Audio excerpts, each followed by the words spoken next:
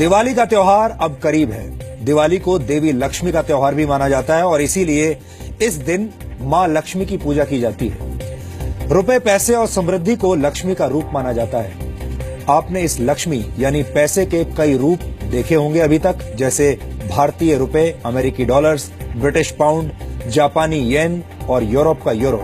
ये तमाम करेंसीज लक्ष्मी का ही रूप है। इनमें से ज्यादातर करेंसीज कागज से बनी होती हैं, जिन्हें आप अपनी आंखों से देख सकते हैं, अपनी जेब में रख सकते हैं और इन्हें छूकर महसूस भी कर सकते हैं। आप जिस भी देश में जाते हैं, आपको उसी देश की करेंसी इस्तेमाल करनी पड़ती है। लेकिन क्या आपने ऐसी करेंसी के बारे में सुना है जो किसी को दिखाई नहीं देती, लेकिन फिर भी वो दुनिया की सबसे मूल्यवान करेंसी बन गई है? हम बिटकॉइन की बात कर रहे हैं। ये एक प्रकार की डिजिटल करेंसी है। अगर इंटरनेट एक देश होता तो शायद बिटकॉइन इंटरनेट की राष्ट्रीय करेंसी होती। हो सकता है कि बिटकॉइन के बारे में आप में से बहुत सारे लोगों ने नहीं सुना होगा, और जिन्होंने सुना भी होगा उनमें से भी बहुत सारे लोग ये नहीं जानते होंगे कि ये कैसे काम करती है, बिटकॉइन होता क्या है। इसलिए आज हमने तय किया है कि हम दुनिया की सबसे मूल्यवान करेंसी का विश्लेषण आपके लिए करेंगे, क्योंकि इस करेंसी के एक सिक्के की कीमत आज की तारीख में करीब 45,000 रुपए है। यह अलग बात है कि यह सिक्का किसी को दिखाई नहीं देता, क्योंकि ये एक तरह का डिजिटल सिक्का है। आज हमने इस खबर के विश्लेषण का फैसला इसलिए भी किया है क्योंकि दुनिया में पहली बार बिटकॉइन के रूप में हुए लेन देन को एक भारतीय एजेंसी फ्रीज करने की तैयारी कर रही है। बिटकॉइंस का इस्तेमाल करके ड्रग तस्करों ने पैसे का लेन देन शुरू कर दिया है और अब इस लेन देन की रकम में से करीब 500 बिटकॉइंस को फ्रीज करने की तैयारी भारत के नारकोटिक्स कंट्रोल ब्यूरो ने कर ली है। हम आपको बता दें कि एक बिटकॉइन की आज की कीमत 45,000 रुपए है। इस हिसाब से जब्त की जाने वाली रकम होगी करीब 2 करोड़ 25 लाख रुपए। आप ये जानना चाह रहे होंगे कि आखिर ये बिटकॉइन है क्या, ये कैसे काम करता है और क्यों दुनिया भर के लोग बिटकॉइंस खरीदना चाहते हैं। हम इन सभी सवालों के जवाब आज आपको देंगे। बिटकॉइन दुनिया की पहली डिसेंट्रलाइज्ड क्रिप्टो करेंसी है, जो खास तौर पर डिजिटल दुनिया के लिए बनाई गई है। बिटकॉइन का इस्तेमाल पूरी दुनिया में कभी भी और कहीं भी किया जा सकता है। बिटकॉइन के जरिए कोई भी व्यक्ति दुनिया में किसी भी दूसरे व्यक्ति को रकम भेज सकता है, पैसा भेज सकता है। और सबसे बड़ी बात यह है कि इसके लिए किसी बैंक या थर्ड पार्टी एजेंसी की मदद नहीं लेनी पड़ती। यानी आप जो भी पैसा किसी को भेजना चाहते हैं, उस पैसे को सीधे अपने बिटकॉइन वॉलेट से दूसरे व्यक्ति के बिटकॉइन वॉलेट में ट्रांसफर कर सकते हैं। इस तरह से पैसा ट्रांसफर करने पर आपको सिर्फ 2.5 सेंट यानी करीब 1 रुपए 67 पैसे की फीस देनी होती है, जो कि बहुत ही कम है, मामूली है। दुनिया भर में इस वक्त लाखों लोग साधारण करेंसी की जगह बिटकॉइन का इस्तेमाल कर रहे हैं। अभी दुनिया में पैसों के कानूनी लेन देन के लिए बैंक्स का इस्तेमाल करना पड़ता है। यहां तक कि किसी देश में कितनी करेंसी का सर्कुलेशन होगा, ये भी बैंक और वहां की सरकारें तय करती हैं। लेकिन बिटकॉइन एक ऐसी व्यवस्था है जिस पर किसी एजेंसी, बैंक या सरकार का नियंत्रण नहीं है। बिटकॉइन के तहत लेन देन सीधे 2 लोगों के बीच होता है। ये लेन देन, आर्थिक लेन देन, पूरी तरह से एनक्रिप्टेड होता है, यानी ये पैसों के लेन देन का एक सुरक्षित और सुपर फास्ट तरीका है। लेकिन इस आर्थिक लेन देन की प्रक्रिया में आपके वॉलेट में नोट्स नहीं आते, करेंसी नहीं आती, बल्कि कुछ डिजिटल कोड्स आते हैं और यही कोड्स आप तक पहुंची हुई रकम होती है।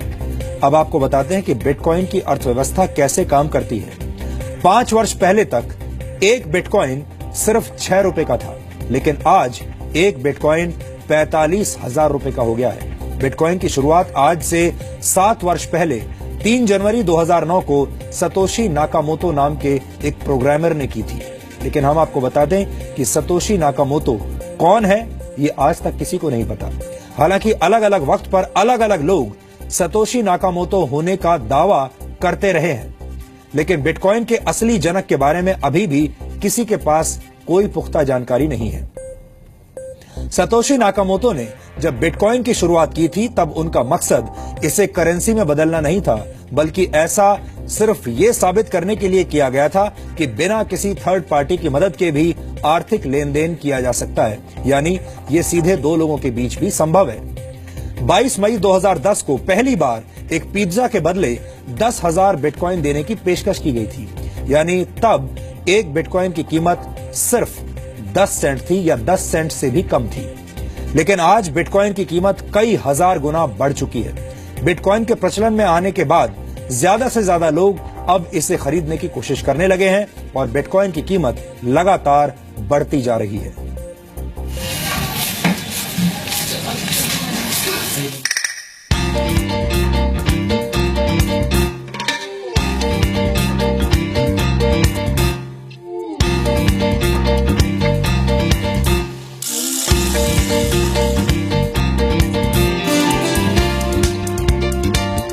दुनिया में अलग अलग देश हैं, अलग अलग संस्कृतियां हैं, अलग अलग लोग हैं, अलग अलग भाषाएं हैं, अलग अलग खान पान और अलग अलग ताकतें।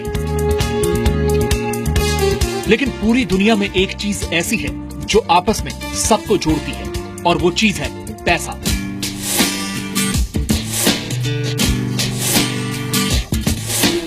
आज लगभग हर काम के लिए पैसों की जरूरत पड़ती है, चाहे वो खाना खरीदना हो, पानी खरीदना, घर खरीदना, हथियार खरीदना, यानी हर चीज के लिए पैसों की जरूरत होती है। कई लोगों की जिंदगी इस पैसे को कमाने के चक्कर में खर्च हो जाती है। पैसे के लिए लोग मेहनत करते हैं, संघर्ष करते हैं, अपराध करते हैं और यहाँ तक कि लोगों का खून भी कर देते हैं। लेकिन क्या आपने कभी सोचा है कि ये पैसे, ये करेंसी और कागज का वो टुकड़ा जिसे हम नोट कहते हैं, असल में है क्या? दरअसल जो कागज का नोट आपकी जेब में है वो एक तरह का वादा है। वादा है आपको कागज के टुकड़े पर लिखी गई रकम चुकाए जाने का। जब आप ये नोट किसी दुकानदार को देते हैं तो वादे का ये कागज उसके पास पहुंच जाता है और वो दुकानदार बदले में आपको सामान दे देता है। यानी कागज के इस नोट का पूरा मूल्य सिर्फ वो वादा है जो आपसे रिजर्व बैंक ऑफ इंडिया ने किया है। लेकिन जब कागज के यही नोट आप बैंक में जमा कराते हैं तो बैंक उसमें से एक बड़ी रकम दूसरे लोगों को उधार दे देता है, जबकि आपके अकाउंट में आप अपनी जमा की गई रकम देख पा रहे होते हैं। हालांकि असलियत में वो रकम वहां होती नहीं है। उधार लेने वाला व्यक्ति उसी पैसे से सामान खरीदता है और वो पैसा एक बार फिर बैंक में पहुंचता है। बैंक उस पैसे को फिर उधार के तौर पर दे देता है और उस पर ब्याज भी वसूलता है। इस तरह से कागज के टुकड़े पर किया गया वादा अर्थव्यवस्था का सबसे बड़ा वादा बन जाता है। सच यह है कि अगर 3% लोग भी बैंकों में जमा अपना पैसा एक साथ वापस मांग ले तो बैंकों के पास देने के लिए कैश होगा ही नहीं, क्योंकि वो कैश यानी आपके द्वारा बैंक को सौंपे गए नोट एक बड़ी अर्थव्यवस्था का हिस्सा बन गए हैं। और इस पूरी अर्थव्यवस्था पर नियंत्रण है सरकारों का और बैंकों का। यानी सरकार और बैंक के स्तर पर अगर कोई गड़बड़ हो जाए तो आपका पूरा पैसा डूब सकता है। लेकिन बिटकॉइन इसी खतरे और बैंकों और सरकार के इसी नियंत्रण को दूर करने की कोशिश है। बिटकॉइन एक डिजिटल करेंसी है और एक सॉफ्टवेयर है।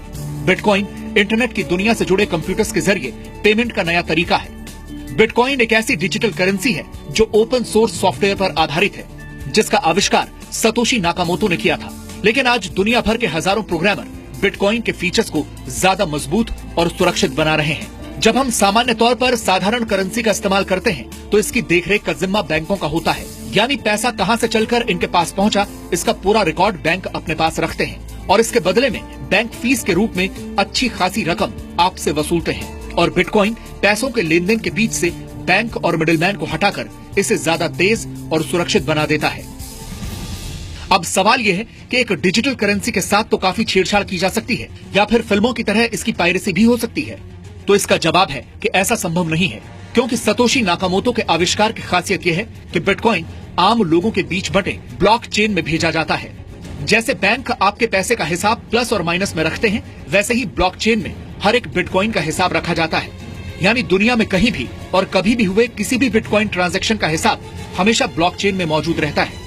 और इस ब्लॉकचेन को सुरक्षित रखने वाले लोगों को भी लेन देन पर नजर रखने के लिए, ब्लॉकचेन को सुरक्षित रखने के लिए इनाम के तौर पर बिटकॉइन दिए जाते हैं, क्योंकि हर ट्रांजैक्शन को वेरीफाई किया जाता है और नेटवर्क इसका रिकॉर्ड रखता है। इसलिए इसमें धांधली नहीं की जा सकती। असीमित पैसा घोटालों को जन्म देता है, स्कैम्स को जन्म देता है और आर्थिक मंदी की वजह भी बनता है। किसी को नहीं पता कि इस वक्त दुनिया में कितने डॉलर्स हैं, लेकिन अगले 125 वर्षों के दौरान बनने वाले बिटकॉइंस की संख्या अभी से निर्धारित है। बैंक कई ऐसे लोगों को पैसे भी उधार देते हैं जिनका इरादा ये पैसे वापस करने का नहीं होता। ये लोग या तो खुद को दिवालिया घोषित कर देते हैं या देश छोड़कर चले जाते हैं और इसका खामियाजा आम आदमी को ही भुगतना पड़ता है। लेकिन डिजिटल करेंसी पर किसी सरकार या बैंक का नियंत्रण नहीं होता। ये एक ऐसी कंप्यूटर कोडिंग है जिसके साथ घोटाला भी नहीं किया जा सकता। ये नया ट्रेंड है और देखिए आने वाले समय डिजिटल वर्चुअल करेंसीज का होने वाला है। बिटकॉइंस क्योंकि सर्वप्रमुख डिजिटल करेंसी है, लिहाजा उसकी लोकप्रियता और उसका प्रचलन और बढ़ चुका है। बिटकॉइन का सबसे ज्यादा इस्तेमाल रेमिटेंसेस के क्षेत्र में बढ़ रहा है। रेमिटेंसेस उस रकम को कहते हैं जो विदेश में काम करने वाले लोग अपने मूल देश में भेजते हैं। आपको बता दें कि रेमिटेंसेस हासिल करने के मामले में भारत दुनिया का नंबर 1 देश है। देश से बाहर रहने वाले भारतीयों ने 2015 में 4,62,000 करोड़ रुपए की रकम भारत भेजी थी। आमतौर पर यह रकम बैंक के जरिए या मनी ट्रांसफर एजेंसियों के जरिए भेजी जाती है और बैंक्स और एजेंसीज रकम ट्रांसफर करने के लिए 5% से 30% की फीस वसूलते हैं। पूरी दुनिया में मनी ट्रांसफर पर औसतन 10% का चार्ज लगता है, यानी जो रकम हर साल भारत से बाहर रहने वाले भारतीय अपने घरों में भेजते हैं उसमें से औसतन 46,000 करोड़ रुपए इस फीस के रूप में चुकाए जाते हैं। यह बहुत ही सेंसिटिव चीज है और बहुत ही सेंसिटिव चीजों पे इस्तेमाल होता है, तो इसलिए इसकी जो मैकेनिज्म है और जो लोग इसको हैंडल करते हैं वो हाईली सोफिस्टिकेटेड संस्थाएं होते हैं। ये सामान्य करेंसी के पैरेलल काम करने वाली करेंसी है जिसका इस्तेमाल दुनिया में हर दिन बढ़ रहा है। दुनिया की हजारों कंपनियां अब पेमेंट के लिए बिटकॉइन को स्वीकार कर रही हैं। आप फोन खरीदने से लेकर होटल बुक कराने, कार खरीदने, इलेक्ट्रॉनिक आइटम्स की खरीदारी और यहाँ तक कि कॉफी खरीदने के लिए भी बिटकॉइन का इस्तेमाल कर सकते हैं। लेकिन ऐसा नहीं है कि बिटकॉइन के साथ खतरे नहीं है। सरकार का नियंत्रण न होने की वजह से इस करेंसी की वैल्यू ऊपर नीचे होती रहती है। लोग गलत कामों के लिए प्रतिबंधित वस्तुएं खरीदने के लिए भी बिटकॉइन का इस्तेमाल कर रहे हैं और दुनिया भर की कई सरकारें और बैंकर्स इसे कानूनी मान्यता देने के लिए भी तैयार नहीं है। लेकिन बिटकॉइन का सारा हिसाब किताब इंटरनेट पर मौजूद रहता है, यानी बिटकॉइन काले धन की समस्या को भी समाप्त कर सकता है और पैसों के लेन देन में नई तरीके की पारदर्शिता ला सकता है। ब्यूरो रिपोर्ट, जी मीडिया। अब आप सोच रहे होंगे कि जिस बिटकॉइन के निर्माता के बारे में किसी को कुछ पता नहीं, जिस बिटकॉइन को चलाने वाले लोगों के बारे में किसी को कुछ पता नहीं, वो डिजिटल करेंसी आखिर काम कैसे करती होगी और बिटकॉइंस निकलते कहां से हैं? तो आपको बता दें कि बिटकॉइंस का आदान प्रदान पेयर टू पेयर तकनीक से होता है, यानी ये रकम एक कंप्यूटर से सीधे दूसरे कंप्यूटर में पहुंच जाती है। लेकिन इस लेन देन को सुरक्षित बनाते हैं वो हजारों लोग जो अपने ताकतवर कंप्यूटर्स की मदद से इन ट्रांजैक्शंस पर नजर रखते हैं और इनकी जांच करते हैं। और जो भी व्यक्ति ऐसा सफलतापूर्वक कर लेता है उसे इनाम के तौर पर कुछ बिटकॉइंस दिए जाते हैं। इसे बिटकॉइन की माइनिंग कहा जाता है। दरअसल कोड लैंग्वेज में होने वाले इस आदान प्रदान को वेरीफाई करने वाले हजारों लोग इस प्रक्रिया में बैंक के एक क्लर्क की तरह काम करते हैं और इन्हें माइनर्स कहा जाता है। ये लोग ट्रांजैक्शंस पर नजर रखते हैं ताकि इसका गलत इस्तेमाल ना हो, लेकिन इस प्रक्रिया को पूरी करने के लिए इन माइनर्स को एक मैथमेटिकल प्रॉब्लम हल करनी होती है। जो माइनर जितनी जल्दी ये प्रॉब्लम सॉल्व कर लेता है उसे प्रॉब्लम सॉल्व करने के बदले में करीब 12.5 बिटकॉइंस मिलते हैं और इस तरह से बिटकॉइंस डिजिटल बाजार में आ जाते हैं। लेकिन बिटकॉइन की अर्थव्यवस्था का निर्माण इस तरह से किया गया है कि एक निश्चित समय के बाद बिटकॉइंस की संख्या घटकर आधी रह जाती है। शुरुआत में एक ब्लॉक से 50 बिटकॉइंस निकला करते थे।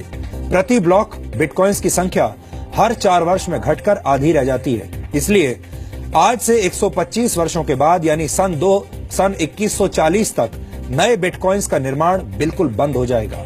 गणना के हिसाब से तब तक दुनिया में कुल 2 करोड़ 10 लाख बिटकॉइंस आ चुके होंगे। बिटकॉइन भविष्य की करेंसी है और भविष्य में खत्म भी हो जाएगी। इसलिए लोगों में ज्यादा से ज्यादा बिटकॉइन खरीदने की होड़ मची हुई है। अगर आपको अब भी ये बात समझ में ना आई हो तो आपको एक उदाहरण की मदद से समझाते हैं। मान लीजिए कि इस महीने भारी मात्रा में सोने यानी गोल्ड की खुदाई की गई हो और उसे सामान्य कीमत पर लोगों में बांट दिया गया। लेकिन अगले महीने सोने की खुदाई आधी रह गई, जबकि खरीदने वाले लोगों की संख्या पहले जैसी ही है। तो ऐसे में सोने की कीमत बढ़ जाएगी और अगर हर महीने ऐसा होता रहे तो सोचिए सोने की कीमत कितनी हो जाएगी। बिटकॉइन की अर्थव्यवस्था भी ऐसे ही काम करती है। लोगों को पता है कि बिटकॉइंस की संख्या लगातार कम होती जा रही है, इसलिए इसकी कीमत लगातार बढ़ती जा रही है। ये डिमांड और सप्लाई का सामान्य फॉर्मूला है। सप्लाई जितनी कम होगी, डिमांड उतनी ही ज्यादा बढ़ेगी। भारत में सन 2015 में एक बिटकॉइन की कीमत 14,000 रुपए थी, जबकि मई 2016 में यह बढ़कर 30,000 रुपए प्रति बिटकॉइन हो गई और आज के रेट के हिसाब से एक बिटकॉइन की कीमत करीब 45,000 रुपए है। एक अनुमान के मुताबिक सन 2018 तक एक बिटकॉइन की कीमत करीब $10,000 तक जा सकती है, यानी आज के करेंसी रेट के हिसाब से 6,68,000 रुपए। दुनिया की बड़ी बड़ी कंपनियां बिटकॉइन की व्यवस्था में निवेश कर रही हैं, क्योंकि ज्यादातर लोग मानते हैं कि बिटकॉइन भविष्य की अर्थव्यवस्था है और आगे चलकर आज के नोटों की अहमियत कम हो जाएगी। इस वक्त दुनिया में करीब 800 करोड़ मोबाइल फोन्स हैं, जबकि दुनिया की आबादी 700 करोड़ है। इसके उलट अभी भी दुनिया में 200 करोड़ लोग ऐसे हैं जिनके पास कोई बैंक अकाउंट नहीं है, यानी वो सभी लोग जिनके पास मोबाइल फोन्स हैं अगर बिटकॉइन का इस्तेमाल करने लगे तो ये दुनिया की सबसे बड़ी बैंकिंग प्रणाली बन जाएगी, और वो भी एक ऐसी बैंकिंग प्रणाली जिसमें किसी भी सरकार या किसी वित्तीय संस्थान का दखल नहीं होगा। वित्तीय लेन देन का सुरक्षित, तेज और आधुनिक तरीका होने के बावजूद बिटकॉइन के अपने कई खतरे हैं और वो भी आज हम आपको बताएंगे। इसलिए बहुत सारे देश अभी तक ये तय नहीं कर पाए हैं कि बिटकॉइन को कानूनी मान्यता दी जाए या नहीं। इसके अलावा एन्क्रिप्टेड होने की वजह से ड्रग्स और हथियारों की तस्करी करने वाले माफिया और दूसरे आपराधिक तत्व भी वित्तीय लेन देन के लिए बिटकॉइंस का इस्तेमाल कर रहे हैं, जो कि खतरनाक है। बिटकॉइंस का बढ़ता इस्तेमाल देखकर कहा जा सकता है कि आने वाले कुछ वर्षों में दिवाली की शाम को होने वाली लक्ष्मी पूजन का तरीका भी हो सकता है बदल जाए, और तब शायद लोग अपने कंप्यूटर्स और मोबाइल फोन्स पर बिटकॉइन के वॉलपेपर्स लगाकर उसकी पूजा करने लगे।